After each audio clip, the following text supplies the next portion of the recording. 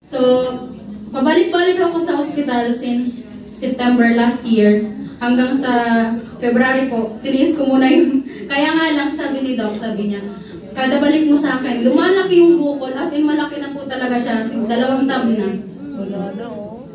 So sabi niya, kailangan mo mag-decide kasi hanggat hindi ka nag-decide na operahan yan, lalong lalaki yan, saka manganganak at manganganak yan. Ganun nga po yung nangyari. Tapos pati yung puso ko, parang sinusundot niya, lagi-lagi sumasakit yung puso ko, hindi na ako makahinga. Sabi ko, kailangan ko na talaga mag-decide na magpa-opera. So, nung operahan po ako, tumawag ako dun sa mama ni Darrell. Sabi ko, Tijo, magpapa-opera ako bukas. So, sabi niya, huwag ka na magpa-opera, mag-intra ka na lang. Tapos, yun nga po, the next day, talagang pinuntahan nila ako agad. Yun, the next day talagang nag-sign up din ako agad. Wow!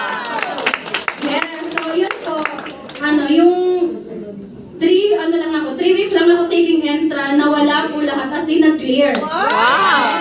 So, hindi ako naniwala, parang hindi pa ako naniwala, sabi ko, nakapakapa ko pa siya. Yung ginawa ko, bumalik po ako dun sa doktor ko. Sabi ko, nag-ultrasound po ako ulit, tapos, yun nga po, sabi ko kay Doc, Doc, eto na po yung bagong ultrasound ko. Tapos sabi niya, hindi po ito sa'yo, ma'am, kasi clear na po ito, baka po nagkamali lang. Kayo nagpa-ultrasound, tanong niyo po doon sa baka nagkamali lang. Kasi di ba po pang operation na po kayo, tapos biglang clear. Sabi ko, hindi po, Doc. Alam ko, expected ko na yun na magtatanong siya kung bakit po anong ginawa ko. So ginawa ko po, may dala na ako ng product. Sabi ko po, nang dahil po ito, Doc, sa intra, ito po, talagang binuksan ko, doon po sa harapan niya. Nang dahil po yun dito, tapos sabi niya, yung sagot po ni Doc, imbes na magalit siya sa akin, alam mo po yung sagot niya? Ano?